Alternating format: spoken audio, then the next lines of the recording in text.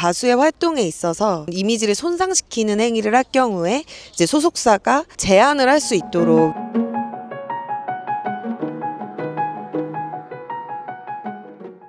네, 안녕하세요. 이변의 교실의 이정현 선생님입니다. 요새 아이돌과 관련된 내용들이 엄청 사회적으로 핫하더라고요. 저 역시 아이돌의 팬 중 한 명으로서 소속사나 기획사에 분쟁이 있을 때 그걸로 인해서 연습생이나 아이돌들이 좀 피해를 입거나 보호받지 못하는 그런 부분들이 있다면 이런 부분들을 좀 보호하거나 좀 개선할 수 있는 그런 내용들이 포함되어 있을까 하는 그런 궁금증이 문득 들었어요. 실제로 연습생이나 아이돌들이 체결하고 있는 계약서가 뭔지가 궁금해졌어요.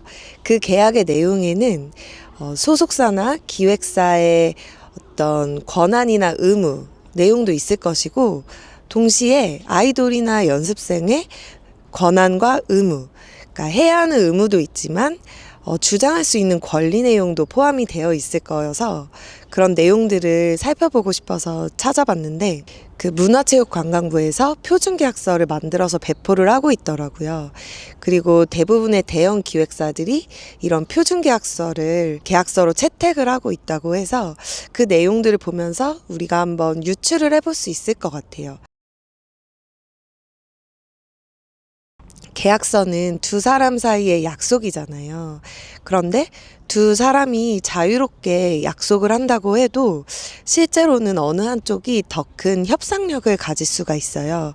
그래서 그런 경우에는 계약 내용이 좀 한쪽에 일방적으로 유리하게 작성이 될 여지가 있기 때문에 그런 부분들을 좀 보완하기 위해서 표준계약서를 이용을 하게 되죠. 그리고 또 어떤 경우는 한쪽은 계약을 자주 체결을 해봐서 계약서 내용이나 의미에 대해서 굉장히 익숙한데, 어느 한쪽은 그런 부분에 있어서 굉장히 초보적이어서 계약 내용을 잘 이해를 못한다든지 본인이 주장해야 되는 내용이 어떤 것인지에 대한 감이 없다든지, 그래서 그런 내용들을 계약 내용으로 포함을 하지 못해서 불리한 그런 결과를 초래할 수가 있기 때문에 공정한 방향으로 계약서를 체결할 수 있도록 돕기 위해서 표준계약서가 배포가 되죠. 그런데 현실에서는 좀 구체적인 내용들을 가감을 해서 최종적인 계약서를 체결한다고 보시면 돼요.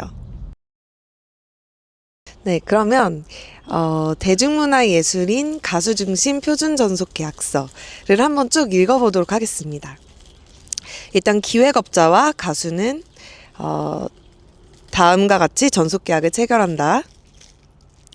제1조 목적, 상호 이익을 도모함의 계약 체결의 목적이 있다. 제2조 매니지먼트 권한의 부여. 가수는 기획업자에게 독점적인 매니지먼트 권한을 위임한다. 기획업자는 매니지먼트 권한을 행사하고 가수의 사생활 보장 등 가수의 인격권이 대내적으로 침해되지 않도록 최대한 노력한다. 가수는 제3자를 통해 출연 교섭을 하거나 대중문화 예술 용역을 제공할 수 없다. 자, 그리고 제3조 이제 계약 기간에 대해 나와 있네요. 제1항에 계약 기간이 있고 제2항에 7년으로 되어 있어요. 7년을 초과하여 정해진 경우 가수는 언제든지 계약의 해지를 기획업자에게 통보할 수 있고, 그로부터 6개월이 경과하면 이 계약은 종료한다. 이 7년이 꼭 정해진 거는 아닐 텐데 계약 기간의 한도를 일단 7년을 기준으로 정하고 있습니다. 그리고 제5항, 이 계약의 적용 범위가 대한민국을 포함한 전 세계 지역으로 한다. 그러니까 한국에서의 활동뿐만 아니라 기본적으로 전 세계에서의 활동을 다 포함하는 것으로 정하고 있습니다. 대중문화 예술 용역의 범위 및 매체, 그러니까 어떤 활동을 하는 건지 그 범위를 정하고 있어요.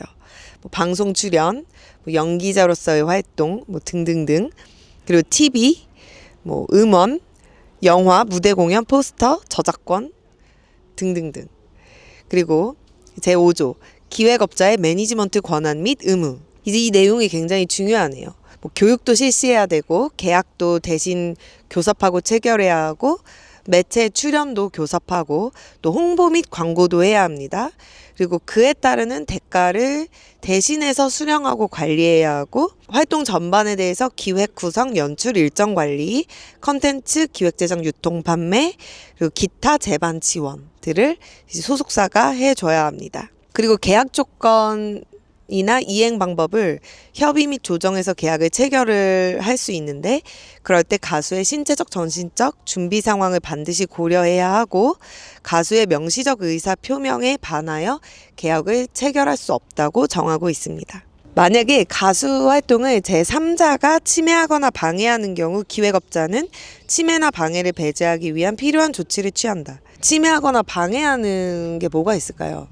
일단 악플이 있을 것 같고 또는 스토킹 이런 것도 있을 수 있겠죠. 아니면 다른 경쟁 그룹의 소속사가 어떤 기사를 낼 수도 있겠죠. 가수의 어떤 활동 이외에 가수의 사생활이나 인격권을 침해하거나 침해할 우려가 있는 행위를 요구할 수 없고 부당한 금품을 요구할 수도 없다. 제6조 가수의 일반적 권한 및 의무, 이제 아티스트가 해야 하는 어떤 의무와 또 권리에 대해서 쓰여 있습니다. 가수는 기획업자의 매니지먼트 활동에 대해 언제든지 자신의 의견을 제시할 수 있고 또 필요한 경우 관련 자료나 서류를 열람복사해 줄 것을 요청할 수 있다. 또 가수는 자신의 재능과 실력을 최대한 발휘해서 활동을 해야 한다. 그리고 가수는 대중문화 예술 영역에 지장을 초래할 정도로 대중문화 예술인으로서의 품위를 손상시키는 행위를 하지 아니하며 기획업자의 명예나 신용을 훼손하는 행위를 하지 아니한다. 지장을 초래할 정도로 품위를 손상시키는 행위를 하지 아니한다. 개인 어떤 SNS를 해서 이미지를 실추시킨다든지 밖으로 드러내면 안 되는 어떤 내용들을 발설을 한다든지 학창시절 학교에서 누구를 괴롭힌다든지 이런 좀 그런 이미지를 손상시키는 행위를 할 경우에 이제 소속사가 제한을 할 수 있도록 이런 내용이 있는 건데 반대로 소속사의 잘못으로 인해서 가수의 어떤 이미지를 손상시킨다든지 활동에 방해를 한다든지 그런 경우 동일한 조항이 없기 때문에 그런 거에 대해 책임을 묻기는 어려울 것 같고 오히려 가수의 대중문화 예술 용역에 대한 홍보 및 광고 제 생각에는 이런 부분에 있어서는 좀 컴플레인을 해볼 수 있지 않을까 싶어요. 이게 과연 가수의 활동을 적절하게 홍보하고 광고하고 지원을 한 것인지 좀 문제 제기를 할 수는 있을 것 같은데 근데 보면 사실 인정되기가 쉽지 않은 것 같아요. 왜냐하면 정말로 아예 방치시키고 아예 아무런 활동에 지원을 하지 않은 경우에는 제대로 역할을 하지 않았다라고 해서 계약 해지를 한다든지 손해배상 청구를 한다든지 할 수 있을 텐데 그냥 단지 아주 효과적으로 지원을 하지 않았다 이 정도만으로 계약 해지를 한다던가 손해배상 청구한다던가 이런 건 사실은 좀 어려운 것 같아요. 그러니까 그런 부분들을 보호하려면 그런 내용을 명시하는 조항 소속사의 잘못으로 가수의 명예가 손상되거나 이미지가 실추되거나 활동에 직접적 제약이 있을 경우 책임을 진다라든지 침해되는 행위를 해서는 안 된다. 이런 명시적인 조항이 있어야 가수가 좀 컴플레인을 하거나 좀 보호를 받을 수 있지 않을까 그런 생각이 듭니다. 가수는 기획업자가 부당한 요구를 하는 경우에는 이를 거부할 수 있다. 또 가수는 계약 기간 중 사전 동의 없이 제3자와 동일하거나 유사한 계약을 체결하는 등의 행위를 할 수 없다. 네, 전속이니까 그런 거죠. 어머. 고양이. 네. 그다음 제7조입니다. 가수의 인성교육 및 정신건강 지원. 기획업자는 가수가 대중문화 예술인으로서 자질과 인성을 갖추는 데 필요한 교육을 제공할 수 있고 가수에게 극도의 우울 증세 등이 발견된 경우 가수의 동의하에 적절한 치료 등을 지원할 수 있다.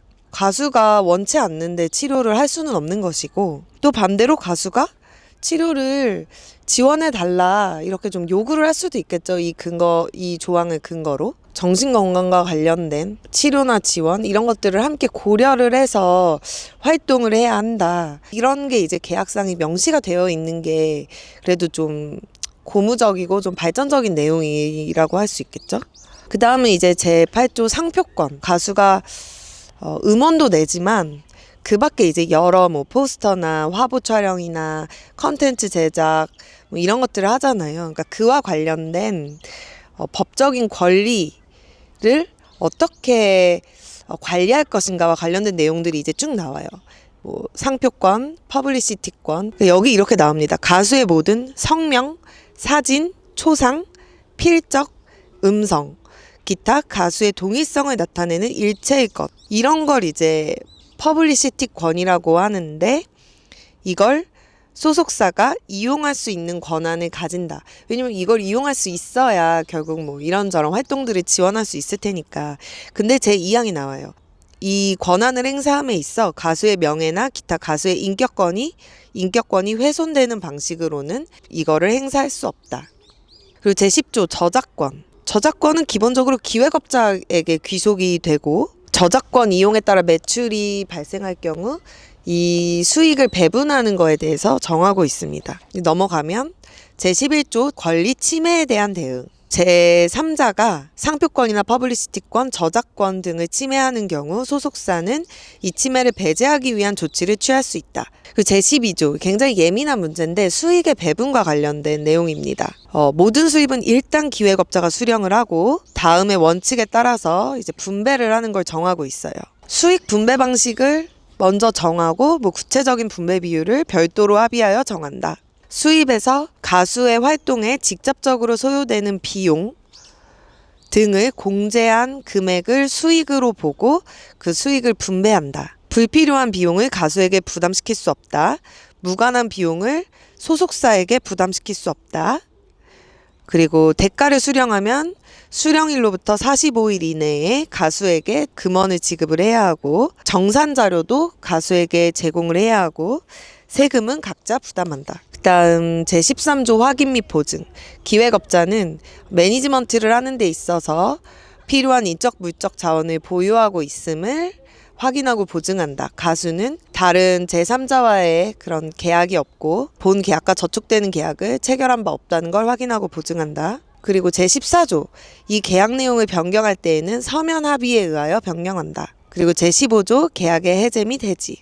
앞에서 쭉 이제 체결한 내용들, 이 계약상 내용을 위반하는 경우 상대방은 위반자에게 시정을 요구할 수 있고, 시정되지 아니하면 계약을 해제하고 손해배상을 청구할 수 있다. 손해배상과 별도로 위약벌을 지급할 수 있다.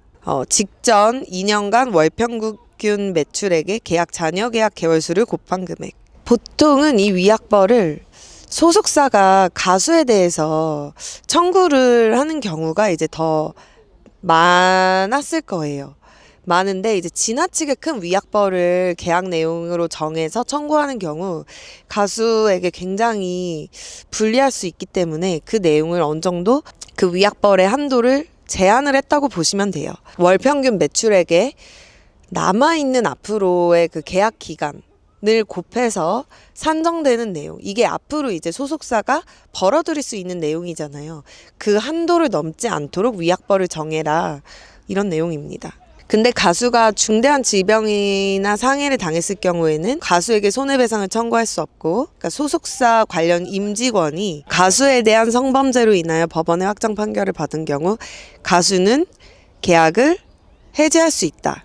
근데 제가 약간 마음에 걸리는 건 여기 법원의 확정 판결을 받은 경우로 되어 있는데, 성범죄가 법원의 확정 판결을 받기까지 기간이 꽤 오래 걸릴 거거든요. 한 1년에서 2년 정도 걸릴 텐데 그 전에 바로 계약을 해지할 수는 없고 확정 판결이 있으면 그때 계약을 해지할 수 있다. 뭐 그렇게 명시를 하고 있습니다. 아마 이와 관련된 좀 문제들이 많았기 때문에 들어간 조항인 것 같아요. 제16조 비밀유지. 이 계약 내용을 제3자에게 누설하거나 부당한 목적으로 사용하여서는 아니 된다. 그리고 제17조 분쟁 해결 방식이 나와 있고, 뭐 중재나 소송을 통해서 해결하도록. 그다음 제18조 청소년의 보호와 관련된 내용이에요. 청소년 가수의 신체적 정신적 건강, 학습권, 인격권, 수면권, 휴식권, 자유선택권 등 기본적인 인권을 보장한다. 그리고 청소년의 경우 과다 노출, 지나치게 선정적으로 표현하는 행위를 요구할 수 없다. 그리고 과도한 시간에 걸쳐 이런 용역을 제공하게 할 수 없다. 보호와 관련된 내용이 명시되어 있습니다. 그리고 제19조 부속 합의. 보충이 필요한 내용이 있으면 이제 부속 합의를 작성할 수 있다. 계약 체결 일시와 장소, 각각의 서명, 또 청소년의 경우에 법정 대리인께 서명을 하도록 해서 이제 계약이 완료가 됩니다. 이제 그 전속계약서 이전에 연습생일 때에도 소속사와 계약을 체결을 하게 돼요. 그래서 보면 대중문화예술 분야 연습생 표준계약서라는 게 있는데 좀 흥미로운 조항은 훈련 비용에 대한 내용입니다. 제5조 훈련 활동 비용의 관리. 기획업자는 연습생의 훈련 활동에 소요된 직접 비용 이하 훈련 활동 직접비라 한다를 연습생별로 분리하고 계산 관리하고 회계장부를 따로 작성하여야 한다. 전속계약을 체결할 경우 그 수익에서 훈련 활동 직접비를 공제할 수 있다. 이렇게 되어 있는데 전속계약을 체결할 경우에 그때부터 수익이 발생하면 연습생 시절에 썼던 훈련 활동 직접비를 그때 수익에서 공제할 수 있는 조항이 있는 거예요. 그러면 연습생 시절에 받았던 모든 그 소속사가 썼던 모든 비용을 공제할 수 있냐? 그게 아니라 연습 활동과 관련해서 직접적으로 소요된 비용. 예를 들면 단체 훈련비라든지 아니면은 식사비라든지 이런 직접적 소요 비용만을 따로 산정을 해야 되고 그것만을 그 수익으로부터 공제해야 한다. 이제 이런 내용이 있는 거죠. 그러니까 예를 들면 소속사가 연습실에 대한 임대료를 지불한다든지 전기세라든지 직원 급여라든지 이런 일반적으로 소요되는 비용을 훈련활동 비용으로 산정을 해서 수익에서 공제한다든지 그렇게 하면 안 된다는 거죠. 직접 비용이라는 내용이 오히려 연습생을 보호하고 있는 내용이라고 볼 수 있는 거죠. 그리고 나중에 위약벌, 이제 연습생을 계약 위반으로 인해서 위약벌을 청구할 때에도 훈련활동 직접비의 50%를 넘지 못한다라고 해서 위약벌의 한도도 굉장히 제한을 하고 있어요. 네, 오늘 그 연습생 그리고 아티스트 표준계약서에 대해 살펴봤는데 꼭 여러분들이 연습생이거나 아이돌이 아니더라도 앞으로 어디에서든 여러분들과 관련된 계약을 체결할 수가 있어요.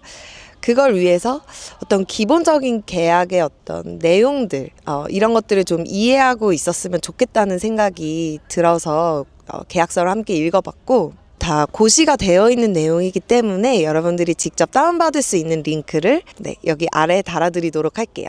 이런 재미있는 계약이나 법과 관련된 내용이 있으면 앞으로도 함께 더 다뤄보도록 하겠습니다.